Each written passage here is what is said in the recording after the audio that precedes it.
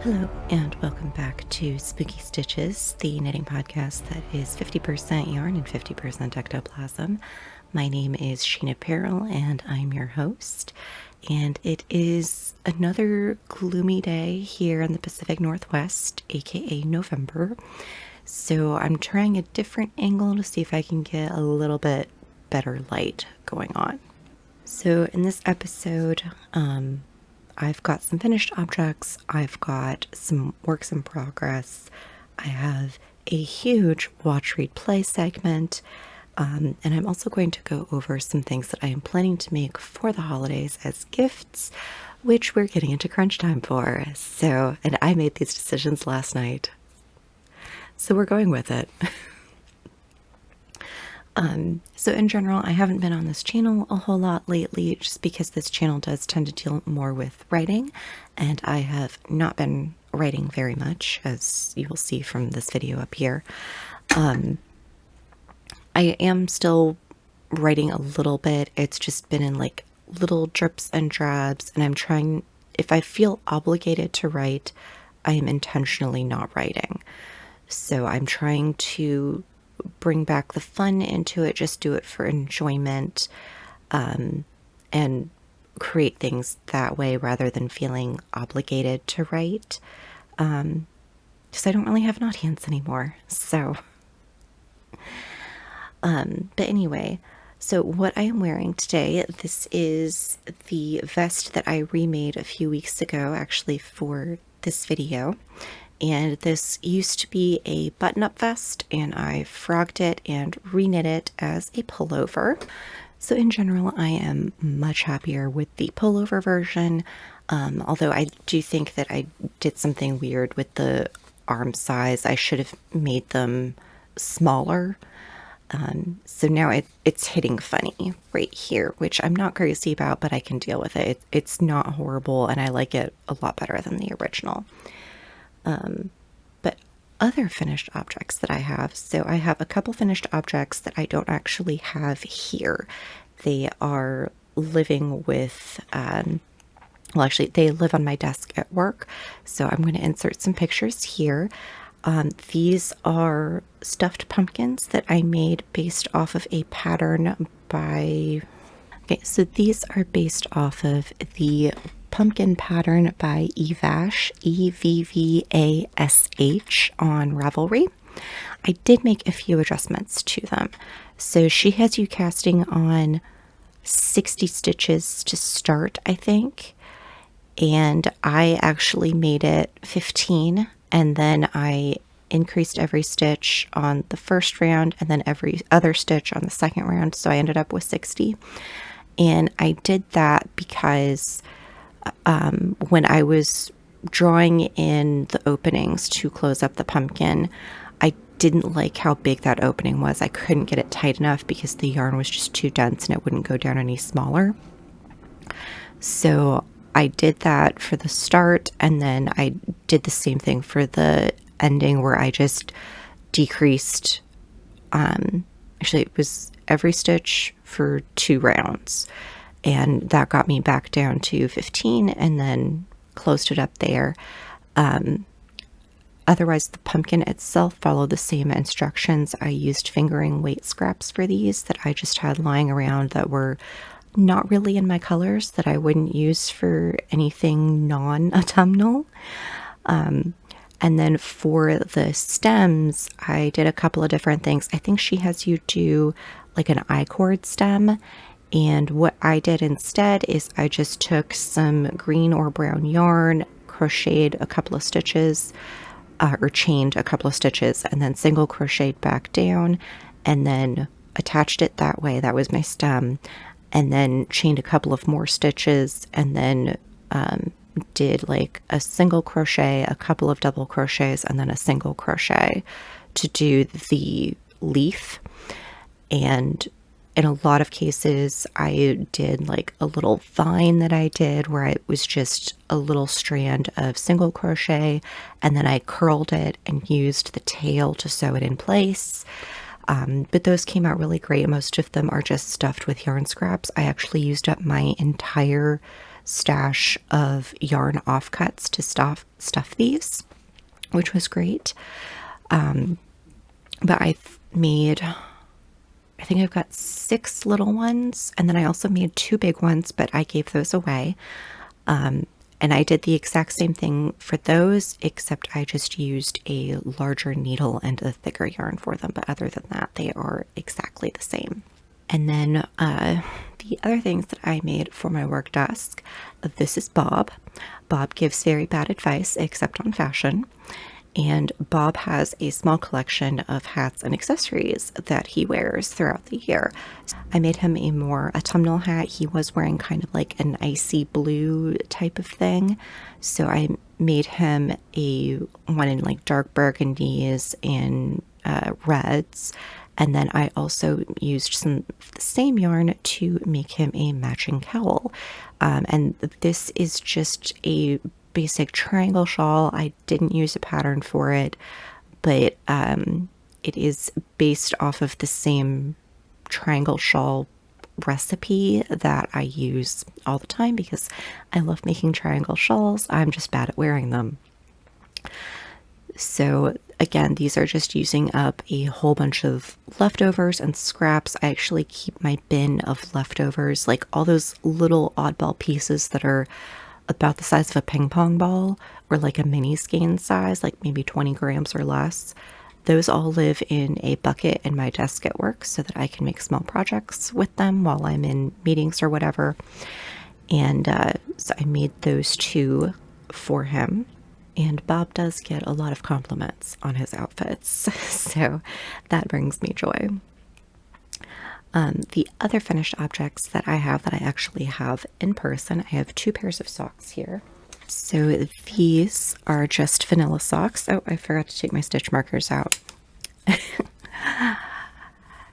So this is Knit Picks Stroll in the colorway Canopy, which is discontinued, and then the black is Stroll Glimmer in black. And these are leftovers from the pipes sweater that I made back in the spring. I still have a ton of this green yarn left, so I made matching socks. And those are just stockinette with a short row heel. And I think these were top down, if I remember correctly. I'm pretty sure they were top down. And then my most recent pair of socks are these. And this is Nano Stitch Labs in... These are Nano Stitch Labs, the Scientific Sock Base, which is 75 Superwash Merino, 25 Nylon, and the colorway is Orion Nebula. And I absolutely love this yarn. I think it looked so gorgeous in the hank and in the ball. And then when I started knitting with it, it was just so busy. Originally, I was going to use this yarn to make a pair of mint tea socks by Debbie Ford. That's a free pattern on Ravelry. However, number 1, I can't count. Number 2, I could not get a cast on loose enough to work with the twisted rib. So and then once I got down to where I was actually knitting the pattern of the socks, it was just way too busy. The pattern was just getting completely lost in the yarn. So I ended up scrapping those, ripped all the way back. I did like the twisted rib cast on, or not the cast on, but the twisted rib cuff. So I did repeat that. And then when I got into the leg, I just started doing a chevron pattern. And I stuck with my basic 60 stitches. That took some math trying to figure out how to do chevrons on 60 stitches. Did the chevron pattern all the way down. When I got to the heel, I did a heel flap and gusset, and then left the foot of the sock in plain stockinette. And I'm calling these my Fauxwalkers because visually they were inspired by the Jaywalker sock pattern, which I realized after the fact is free on Ravelry. And I think that's a Grumperina pattern. It's from like back in the early days of Ravelry, When I joined Ravelry, that was like the thing, that and the monkey sock.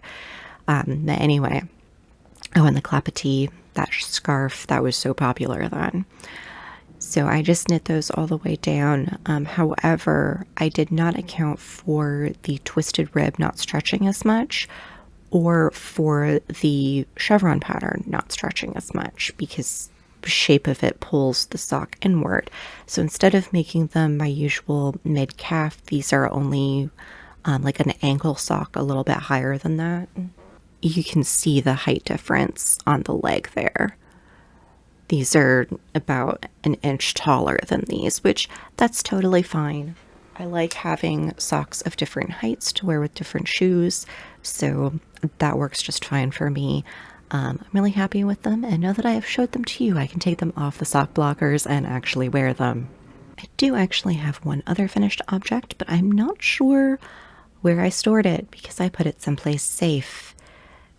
And as we all know, putting something important someplace safe means that you'll never see it again. I finished the historical version of the Eleonora stocking. I had to rip back the toe, add some length to the foot, redid it. It does look a lot better now. It actually looks like a stocking that a person could wear. I cannot wear them because I am not tiny and petite with little feet and skinny calves. But this is a historical recreation, which is just going to get framed and hung. So I am not overly concerned with that. I do know that it is somewhere safe. Like, literally it is somewhere safe. But I've reorganized a lot lately, and I can't remember where that safe place is. So let's go on to the works in progress. So for reference, this is the modern version of that stocking. And I can't really put it on a sock blocker because the calf shaping means that it won't fit. I can try and put part of it on here, but also it's way too tall for that. And yes, I do still have stitch markers on here because I was using this as the model for the second sock, and I needed to know where my decreases were. Alright, so this is what it looks like. And this is based off of a 16th century burial stocking from the grave of Eleonora de Toledo, who was a Italian noblewoman originally from Spain. And then this cuff folds over and the garter would be tied under here. This has not been blocked yet, but that is the lace pattern at the top. I still need to weave in my ends on this. So these have been a labor of love. They have taken a really long time. And this is the second sock, which previously was the main project I was working on. And I just finished...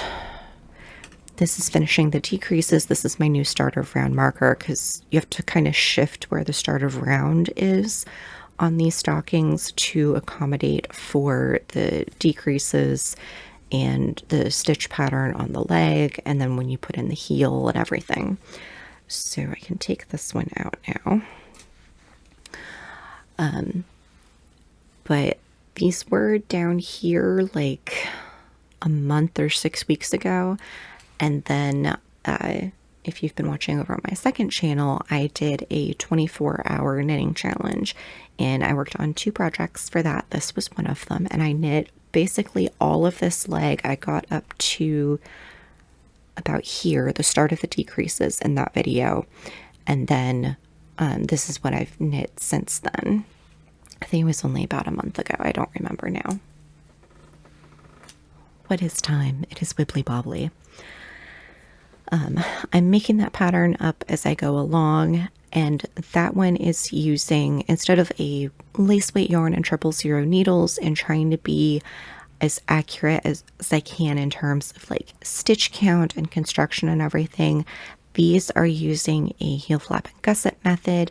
The sole of the sock is not patterned. In the original it is patterned, but I think that just sounds like horrifically uncomfortable. I am maintaining the stitch pattern through the heel, which is part of the original. However, I am not sure how that is going to work with my present day shoes. I think it'll work fine with my boots, but anything that's like ankle high, I think it might be a problem. So I might have to rip out the foot and redo that, but we're going to see. I'm going to try it first and see how I like it. And if I have to rip it back, it just means I do more knitting, and I like to knit, so that's perfectly fine. The other work in progress I have, which was also from that video, is the Cthulhu sweater that I am making for my father-in-law. Oh, the yarn for the socks is Knit Picks Gloss. I believe the color is Passion. I could be wrong about that. I need to check my notes, but all of the yarns and everything will be down below. But that is also a discontinued color, unfortunately, I think.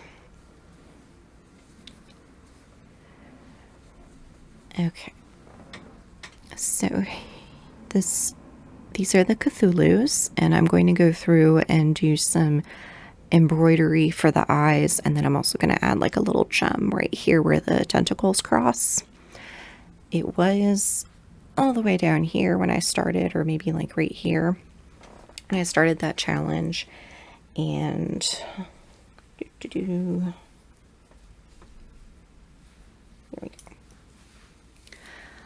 I have the front is complete, and it just looks like a swath of gray. I know. It's a men's 2X sweater.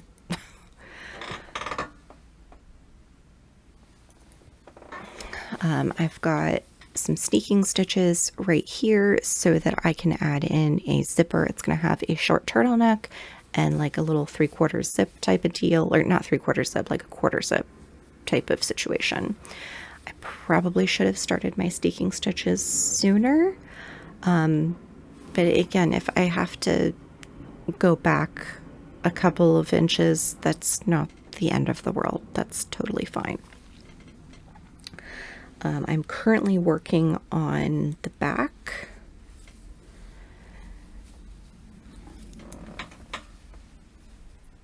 And yes, I am mid-round right now, or mid-row. So it doesn't look terribly exciting right now, but I am excited because it means that I am coming towards the final push on this. And I did do something new for me, which you can't really see when I hold it up, but what I did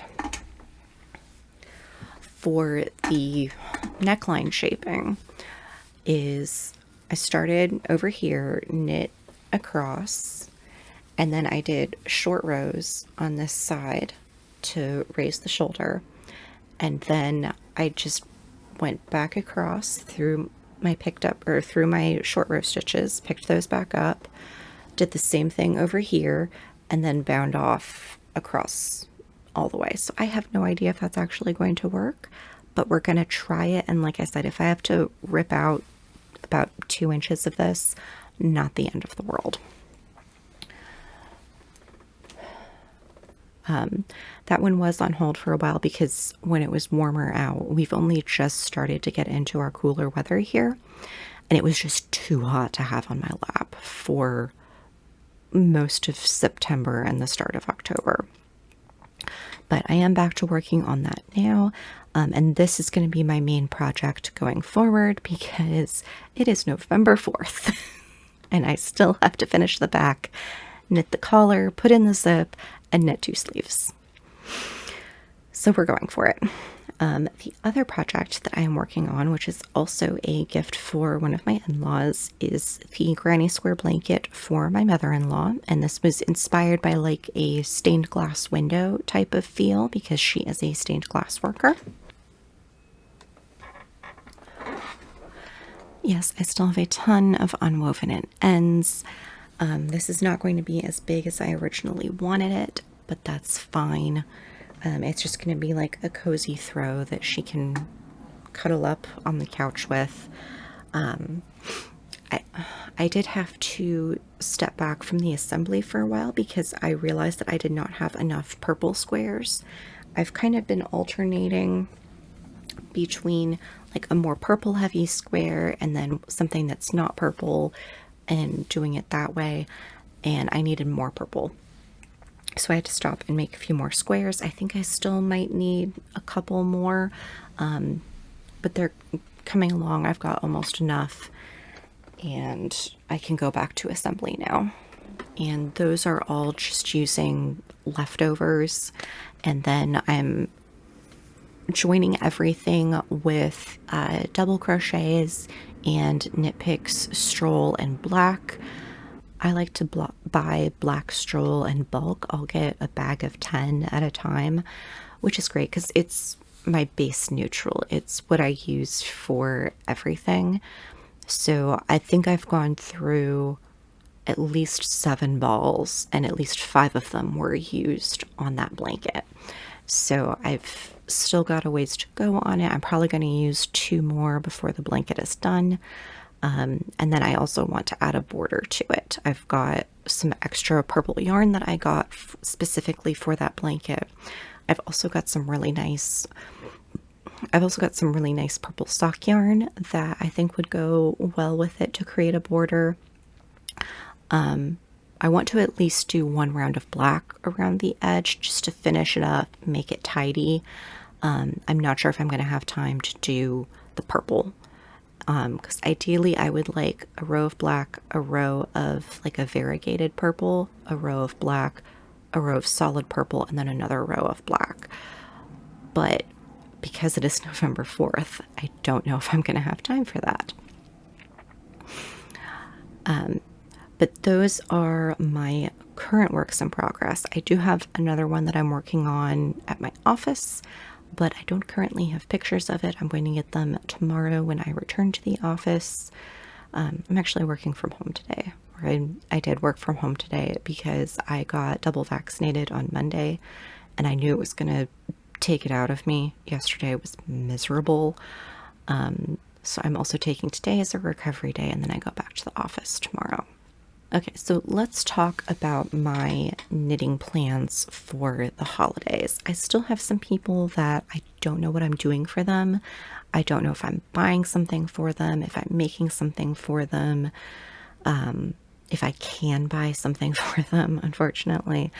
So currently what I am planning to do for my coworkers. I have some really great coworkers at the office, so I am planning to make them a couple of things.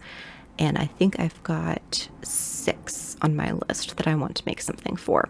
And one of them I knew immediately what I wanted to make for her. And that is another orange version of my pumpkin head pattern. Now, the original of this I made for my wife, and it is still one of my favorite things that I've ever made. It is one of the favorite patterns I've ever produced. So I got some orange yarn for that, and I am going to make her one. She really loves pumpkins. She kind of dressed as a pumpkin one day at work in like this blousey orange shirt and a green scarf, and she just really loves the aesthetic for fall. So I think that would be a really great gift for her. I've also got another coworker, and he's a single guy. I know that he probably can't be trusted with wool, so I got a nice cotton acrylic yarn, and I'm going to make him a cabled hat. I still have not decided on the pattern, but I'll maybe insert some photos of the ones I'm considering here. And then I've got another coworker who only recently started, but she's really great. And I think I'm going to make a Charlotte Light for her. This is a pattern that I've been working on for a couple of months, but life has gotten away from me. And this is a fingering weight version of my Charlotte Entrelock cowl pattern from several years ago. So I've reworked it for fingering weight yarn. Spoiler alert, all you do is double the stitch count. So I'm going to make one of those for her. And then I've got two other coworkers where I know what yarn I'm using for them, but I have not decided on what I'm making them. And the problem is that I typically don't see them wearing accessories. So one of my coworkers, she's a natural redhead. She wears a lot of like neutrals, dark browns, tans type of thing. So I've got some chocolate brown yarn, and I'm not sure if I want to make her a hat or a cowl with that. I'm going to have to think on that some more. And then I have another coworker where I'm thinking probably maybe a dark purple for her. I haven't decided yet. And again, I don't know if she's going to get a hat or a cowl. I really can't decide. She mostly wears like hoodies, so I don't think a cowl is a great option, but I also typically don't see her in hats, so we'll see. And then my last coworker that I need to make something for, she is a former biker babe. She's a little bit goth. She's a lot of fun. So I'm going to do, I think, a triangle shawl or cowl for her, probably in like some black and orange or something along those lines. I need to go stash diving to figure out what colors I have that would work best for her. But yeah, I'll probably be using the KP Stroll in black for that because, like I said, I use it for everything. So those are my plans for holiday knitting. Still a lot of stuff that is to be determined, but we're getting there. So let's move on to watch, read, play. I don't really have anything new to add to what I'm playing. I've been doing some mobile games. I actually recently found a game on Google Play, and I believe it's called Unravel Master. And you have these like amigurumi type objects, and you have to remove different colors, and it unravels the knitting. And there's different layers underneath, which is really fun. I'm enjoying that one. I did note that if you try to log into the game using a Google Play account, it tells you that it's not available, that it hasn't finished beta testing yet. But if you hit cancel, then you're allowed to play it. I don't know what the deal is with that, but it is by a developer whose other games I've played before, so I don't think it's a security issue. It's just like a testing issue. I don't know. But I have been playing that one a lot, along with my other mobile games that I kill time with. And of course, there is Dreamlight Valley. I've really been loving the spooky autumn star path that we got for that, and all the Halloween updates. That has been a lot of fun. I'm still working my way through the floating island event, but I finished the main star path. I'm just doing the weekly challenges right now. Really liking the outfits and some of the new furniture we got for that. That has been a lot of fun. But yeah, I've been watching a lot of TV lately, partially because I got a new TV, which is massive. That was a whole story. I talk about that more on my other channel. And I'm going to skip the cozy stuff that I've been watching because, again, I talk about it over there in a lot more depth. But during Halloween season, I did start rewatching Penny Dreadful. I have this on DVD. I've got the first season, and I've really been enjoying the rewatch. I'm not super far into it. I think I'm getting ready to start the second disc.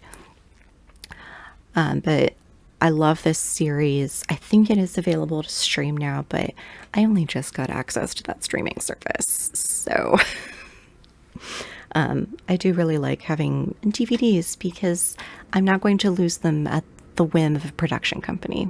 Penny Dreadful is an older TV show, and it takes a lot of the Gothic Victorian legends and blends them all together. Like, we have Victor Frankenstein and his monster who show up in this. There are vampires. This is Mina Harker's father from Dracula. Lots of different characters if you are familiar with Gothic literature and Victorian legends, and they all kind of come together in this big battle for good and evil, and it questioning the nature of humanity in that kind of show. But I really enjoy it. I've also been watching Titans on HBO, the streaming service. If you didn't know this, I am a huge Batman family fan. Nightwing is my all-time absolute favorite comic book character, so it's been great to see him represented in a live-action DC series. He occasionally shows up in the cartoon versions, but not always. And there's basically two different versions of Dick Grayson. There is Bruce fucked up and Dick needs therapy, and then there is Dick has no shame and is a walking pun.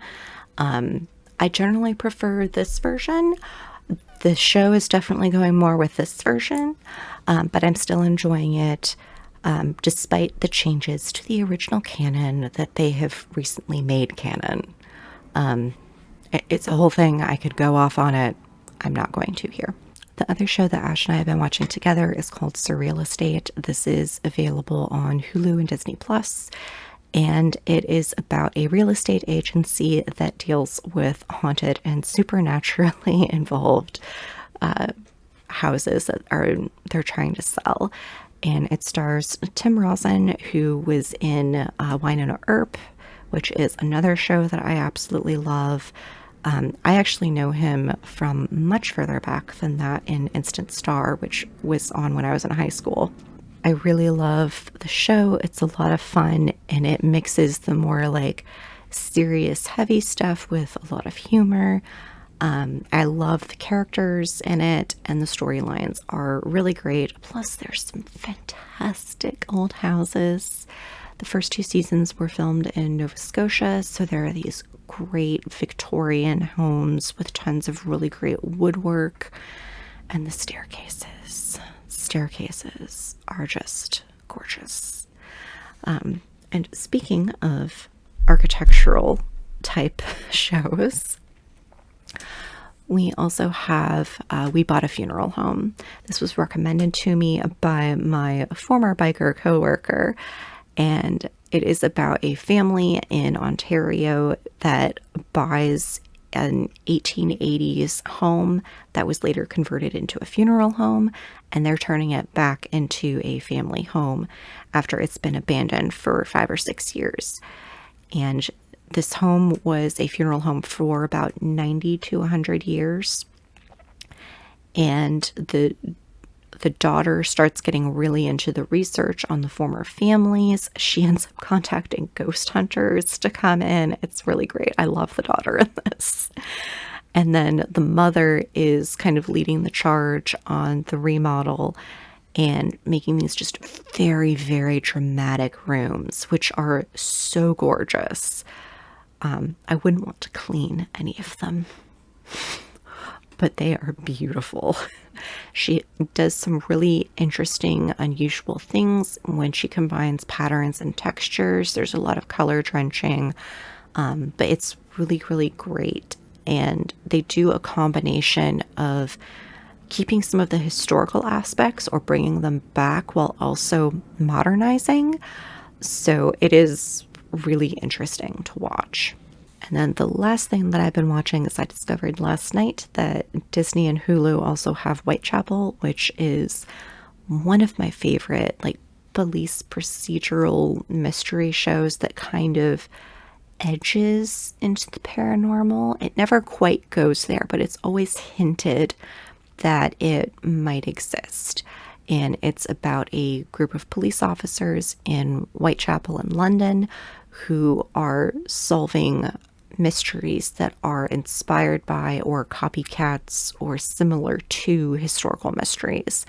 And the first season or series focuses on Jack the Ripper. And then there are additional mysteries after that. I think there's a total of 3 series. I could be wrong about that. It might be only 2. It was very short-lived. It has Rupert Penry Jones is the lead actor in that. I really love him. But it is very enjoyable. I like that series, and I'm happy that I found it again because previously it's been rather hard to find on streaming.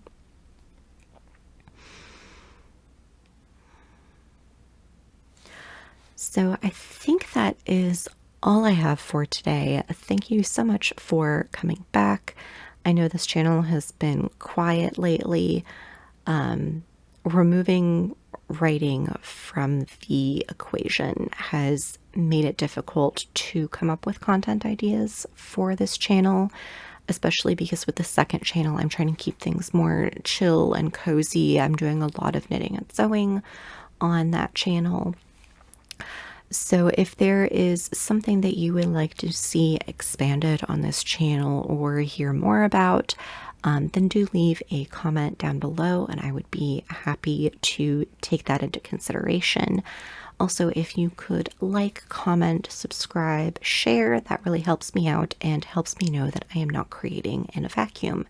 Because when my videos only get 6 views, it's kind of discouraging to make more content. So I would appreciate any interactions that you have with this video. And I will see you next time, whenever that is. I hope that you stay safe, stay healthy, and have something cute and fluffy to cuddle with. Ciao!